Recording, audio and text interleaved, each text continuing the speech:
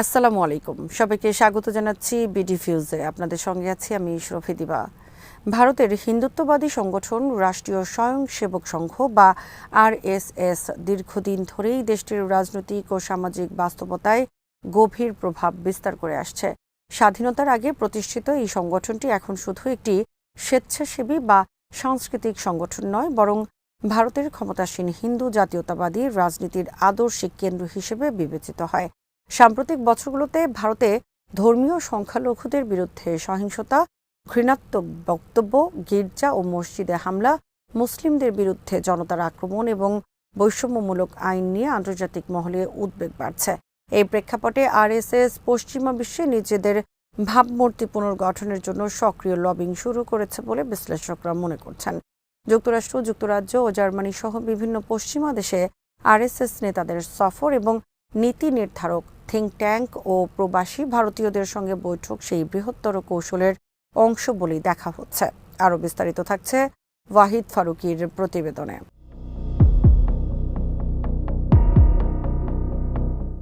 ১৯২৫ সালে নাগপুরের চিকিৎসক ও হিন্দু জাতীয়তাবাদী নেতা কেশব বালিরাম হেডগেওয়ার আরএসএস প্রতিষ্ঠা করেন।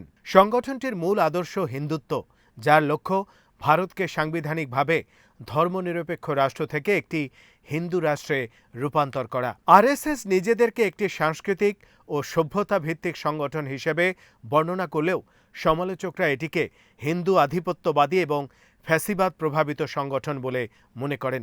সংগঠনটির দ্বিতীয় প্রধান এম.এস. গোলওয়ালকার তার লেখায় নাৎসি জার্মানির জাতীয় বিশুদ্ধতার নীতির প্রশংসা করেছিলেন বলে ইতিহাসবিদরা উল্লেখ করেন। এছাড়া আরএসএস প্রতিষ্ঠাদের মধ্যে অনেকেই ইতালির একনায়ক বেনিতো মুসোলিনি এবং ইউরোপীয় ফ্যাসিবাদী সংগঠনগুলোর কাঠামো থেকে অনুপ্রাণিত ছিলেন বলে বহু গবেষণায় উঠে এসেছে।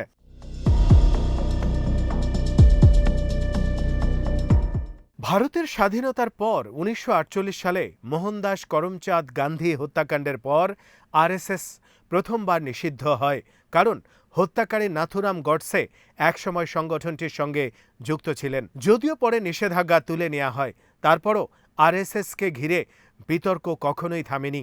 সংগঠনটি ধীরে ধীরে শিক্ষা, সংস্কৃতি, শ্রমিক সংগঠন, ছাত্র রাজনীতি, গণমাধ্যম এবং ধর্মীয় প্রতিষ্ঠান সহ সমাজের বিভিন্ন স্তরে নিজেদের নেটওয়ার্ক বিস্তৃত করে। বর্তমানে আরএসএসের অধীনে প্রায় ২৫০০ সংগঠন রয়েছে, যেগুলো সম্মিলিতভাবে সংঘ পরিবার নামে পরিচিত।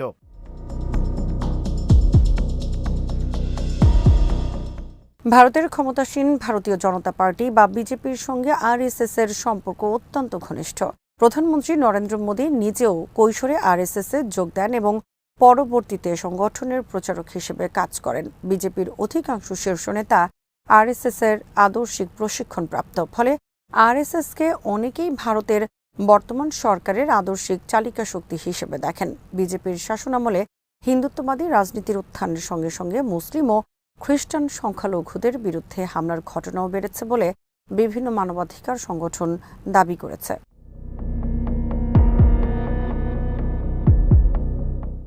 যুক্তরাষ্ট্রভিত্তিক গবেষণা সংস্থা ইন্ডিয়া হেইট ল্যাবের তথ্য অনুযায়ী ২০২৫ সালে ভারতের সংখ্যালঘুদের বিরুদ্ধে ঘৃণাত্মক বক্তব্যের ঘটনা আগের বছরের তুলনায় উল্লেখযোগ্যভাবে বৃদ্ধি পায়। মুসলমানদের বিরুদ্ধে গরু হত্যা, গরুর মাংস খাওয়া ও লাভ জিহাদের মতো অভিযোগ তুলে বহু জায়গায় জনতা হামলা চালিয়েছে।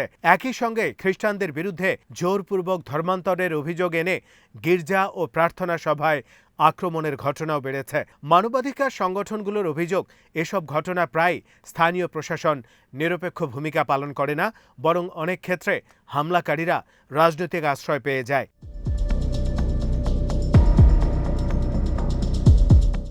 সমালোচকদের মতে এই পরিস্থিতি আরএসএস ও বিজেপির দীর্ঘদিনের সাম্প্রদায়িক রাজনীতির ফসল। তবে আরএসএস বরাবরই এসব অভিযোগ অস্বীকার করেছে।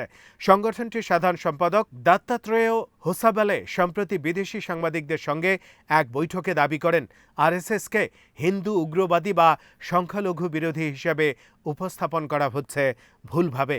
তার ভাষায়, সংগঠনটি কেবল ভারতীয় সভ্যতা ও সংস্কৃতির পুনর্জাগরণে কাজ করছে, কিন্তু মানবাধিকার গবেষকরা বলছেন বাস্তবে পরিস্থিতি তার সম্পূর্ণ বিপরীত।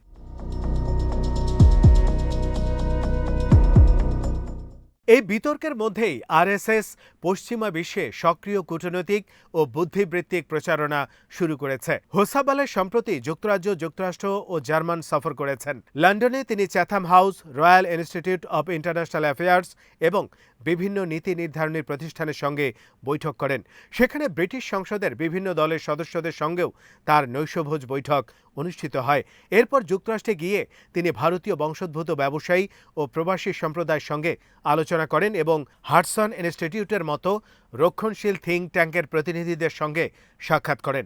পরে জার্মানিতে গিয়ে তিনি German institute for international and security affairs এবং কনরাড অডিওনেটর ফাউন্ডেশনের কর্মকর্তাদের সঙ্গে বৈঠক করেন।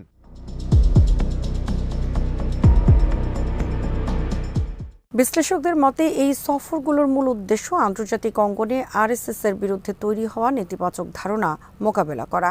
বিশেষ করে গত বছর United States commission on international religious ফ্রিডমের প্রতিবেদনে আরএসএস এর বিরুদ্ধে সংখ্যালঘুদের উপর সহিংসতা উস্কে দেওয়ার অভিযোগ আনার পর সংগঠনটি বড় ধরনের চাপে পড়ে। ওই প্রতিবেদনে বলা হয়, আরএসএস কয়েক দশক ধরে ধর্মীয় সংখ্যালঘুদের বিরুদ্ধে ঘৃণা ও অসহিষ্ণুতার পরিবেশ তৈরিতে ভূমিকা রেখেছে। শুধু তাই নয়, প্রতিবেদনে সংগঠনটির বিরুদ্ধে সম্ভাব্য নিষেধাজ্ঞা আরোপের সুপারিশও করা হয়।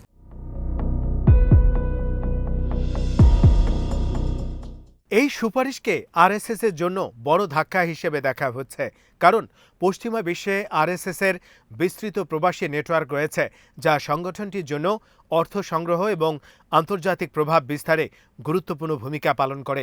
যদি ভবিষ্যতে যুক্তরাষ্ট্র বা ইউরোপীয় কোনো দেশ আরএসএস বা এর নেতাদের বিরুদ্ধে নিষেধাজ্ঞা আরোপ করে, তাহলে সংগঠনটির আন্তর্জাতিক অর্থনৈতিক ও রাজনৈতিক নেটওয়ার্ক ক্ষতিগ্রস্ত হতে পারে। ফলে আরএসএস এখন মরিয়া হয়ে নিজেদের সাংস্কৃতিক সংগঠন হিসেবে তুলে ধরার চেষ্টা করছে।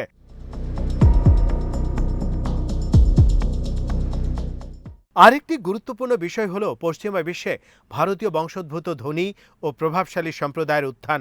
বিশেষ করে যুক্তরাষ্ট্রে ভারতীয় আমেরিকানদের একটি অংশ প্রযুক্তি, ব্যবসা ও রাজনীতিতে শক্তিশালী অবস্থান তৈরি করেছে। এই সম্প্রদায়ের মধ্যে হিন্দুত্ববাদী মতাদর্শের সমর্থকও রয়েছেন। আরএসএস এই প্রবাসী শক্তিকে কাজে লাগিয়ে পশ্চিমা নীতি নির্ধারকদের কাছে নিজেদের গ্রহণযোগ্যতা বাড়াতে চাইছে। একই সঙ্গে তারা এমন একটি বর্ণনা প্রতিষ্ঠা করতে চায় যে ভারতের সংখ্যালঘু নির্যাতনের অভিযোগ অতিরঞ্জিত বা রাজনৈতিক উদ্দেশ্য প্রণোদিত।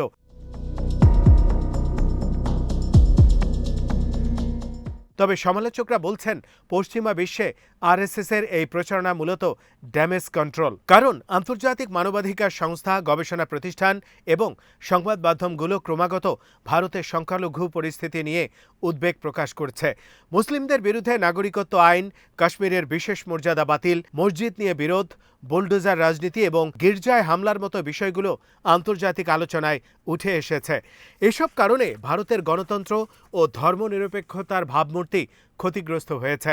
ভারতের অভ্যন্তরেও অনেক বুদ্ধিজীবী ও মানবাধিকার কর্মী মনে করেন, আরএসএস কেবল একটি সাংস্কৃতিক সংগঠন নয়, বরং এটি এমন একটি রাজনৈতিক সামাজিক প্রকল্প যার লক্ষ্য ভারতীয় রাষ্ট্রের চরিত্র বদলে দেয়া। তাদের মতে হিন্দু রাষ্ট্র ধারণা বাস্তবায়নের জন্য সংখ্যালঘুদের দ্বিতীয় শ্রেণীর নাগরিক হিসেবে উপস্থাপন করা হচ্ছে। যদিও আরএসএস আনুষ্ঠানিকভাবে সহিংসতার দায় অস্বীকার করে, কিন্তু সংগঠনটির সঙ্গে সংশ্লিষ্ট বিভিন্ন উগ্র গোষ্ঠীর কর্মকাণ্ড প্রায় বিতর্কের জন্ম দেয়।